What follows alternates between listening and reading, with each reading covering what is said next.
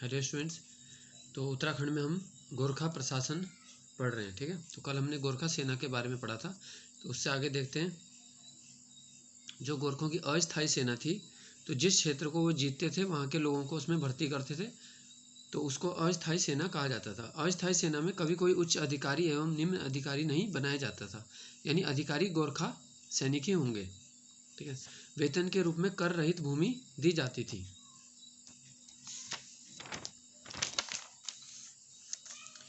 फिर राज्य के बाहर युद्ध तैनाती में नगद वेतन दिया जाता था। अगर देखो गोरखों की सीमा के बाहर तैनाती हो रही है या युद्ध में भेजा जा रहा है, तो उस समय सैनिकों को नगद वेतन दिया जाएगा।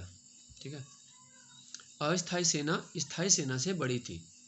तो अपनी जो गोरखों की सेना थी वो छोटी थी, और जो अस्थायी थी, जो जीते हुए क्षेत्रों से बनाई हुई सेना थी, वो बड़ी थी। गोरखा सेना जो है शक्तिशाली थी, किंतु उसकी एक कमजोरी क्या थी? अनुशासनहीनता। ठीक है, क्योंकि गोरखे देखो जहाँ भी राज करते थे, जहाँ भी जीतते थे क्षेत्रों में, वहाँ लूटपाट मचा देते थे ना, नियम कानून तोड़ते थे। तो अनुशासनहीनता उनकी एक समस्या थी। गोरखा सेना जहाँ नियुक्त होती थी वहाँ की जनता को लूटपाट करती थी। ठीक है, अब देख लेते हैं इनके हथियार क्या थे। खुखरी सबसे महत्वपूर्ण हथियार है, देखो, और ये हमने एक दिन बताया भी था। ये हमने एक दिन क्या बताया था कि देखो जो खुखरी है वो नेवार जाति के लोग बनाते हैं, और गोरखों का सबसे महत्वपूर्ण हथियार क्या है? खुखरी। ठीक है, अब देखो तलवार, धनुष बाण, बंदूक, तोप। ठीक है, तो ये सब इनके हथियार थे। लेकिन मुख्य पूछा जाएगा तो एक ऑप्शन रहेगा, तो खुखरी में ही लगाना है। गोरखा सैनिक वीरता तथा साहस के लिए प्रसिद्ध थे।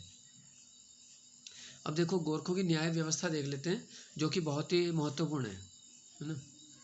गोरखा प्रशासन एक सैनिक प्रशासन था, इसलिए इनकी न्याय व्यवस्था भी सैनिक न्याय व्यवस्था पर ही आधारित थी। तो देखो ये शब्द आता है टर्म विचारी, क्या था? तो विचारी नामक अधिकारी मामलों की सुनवाई करता था। तो ये इंपॉर्टेंट है।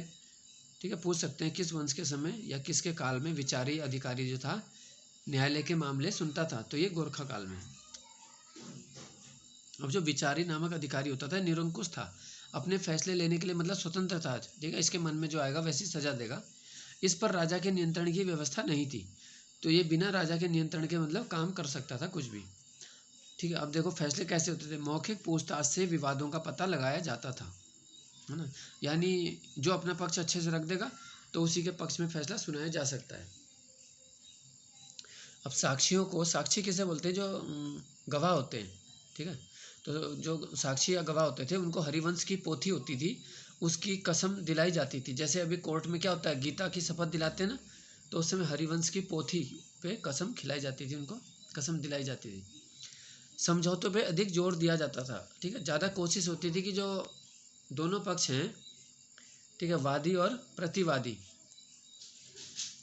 तो ये कोशिश होती थी कि देखो समझौता हो जाए तो ज़्यादा अच्छा है। न्याय में विलंब नहीं होता था, तो न्याय क्या था इनका? तुरंत होता था। ये अच्छी बात है। आज की हम भारत की न्याय व्यवस्था देखते हैं तो क्या है, वो एक धीमी प्रणाली है, वो अपने आप में एक सजा है ना। जमीन के कई मुकदमे ऐसे होते हैं देखो भारत में, जो तीसरी चौथी पीढ़ी तक चले जाते हैं, ख़त्म नहीं होते। अब है देखो गोरखों का न्याय की बात कर रहे हैं, तो न्याय कैसे होता था? दिव्य व्यवस्था है, दिव्य प्रणाली से होता था, खासकर जब साक्षियों का अभाव हो। अब जैसे क्लियर नहीं हो पा रहा है भाई, ठीक है, कि कौन सही बोल रहा है कौन सच बोल रहा है, तो तब दिव्य प्रणाली का सहारा लेते थे। अब ये क्या प्रणाली थी देख लेते हैं। देखो पहला आता है गोलादीप। तो वादी और प्रतिवादी को लोहे की गर्म सलाखें पकड़ाई जाती थी। अब जिसका हाथ जल जाता था उसे दोषी मानते थे। तो ये तो देखो मूर्खता वाली इनकी प्रणालियाँ थी सारी, क्योंकि कोई भी सलाखें पकड़ेगा गर्म, तो चाहे वो दोषी हो ना हो, वो जलेगा ही जलेगा, है ना। तो जो पहले जो है ना, जिसका हाथ जल जाएगा उसी को दोषी मान लिया जाता था इसमें। तो गोलादीप हो गया है। ठीक है, तो देखो वादी क्या होता है? जिसने मतलब केस किया है, और प्रतिवादी जिसके ऊपर किया है। ठीक है, अब आता है देखो अगला तराजू दीप। क्या है ये? अपराधी को पत्थरों से तोलते थे, अगले दिन फिर अपराधी को उन्हीं पत्थरों से तोलते थे। यदि अपराधी का वजन थोड़ा बढ़ जाए तो निर्दोष मानते थे, और नहीं बढ़ेगा तो दोषी। तो अगले दिन जब उन्हीं पत्थरों से तोल रहे हैं तो कहाँ बढ़ेगा? ठीक है, तो इसलिए क्या होता था फिर, ये इसमें भी फेल हो जाते थे ना। अगला आता है देखो कढ़ाई दीप। तो इनके सारे जो न्याय की व्यवस्थाएं थी वो मूर्खतापूर्ण थी। अपराधी को गर्म तेल में हाथ डालने के लिए कहा जाता था। यदि हाथ जल जाएगा तो दोषी मानते थे और नहीं जले तो निर्दोष। तो ऐसा हो सकता है क्या, है ना, हाथ डालेंगे देखो गर्म तेल में तो जलेगा ही, यानी इसमें दोषी ही माना जाएगा। ठीक है, तो इसलिए देखो आम जनता चाहती थी कि इन व्यवस्था से बच के पहले न्याय मिल जाए, है ना, क्योंकि ये वादी और प्रतिवादी दोनों को भुगतने पड़ते थे। अब देखते हैं जलदीप। वादी प्रतिवादी जो होते थे उनके बच्चों को पानी में डुबोते थे। अब जिसका बच्चा जो है ज़्यादा देर तक डूबा रह जाएगा उसे निर्दोष मानते थे। ठीक है, जो पानी के अंदर ज़्यादा देर रह गया वो निर्दोष है। फिर है जहरदीप। अब जहर दिया जाएगा तो वादी प्रतिवादी को जहर पिलाया जाता था, जो जिंदा रह जाएगा वो निर्दोष है। अब जो मर गया वो तो वैसे भी मर ही गया, है ना। और लास्ट था देखो मंदिर दीप। तो ये बहुत ही इंपॉर्टेंट है, देखो लास्ट है ये। वादी प्रतिवादी के नाम लिख के पुजारी के सामने एक कागज पे रख देते थे।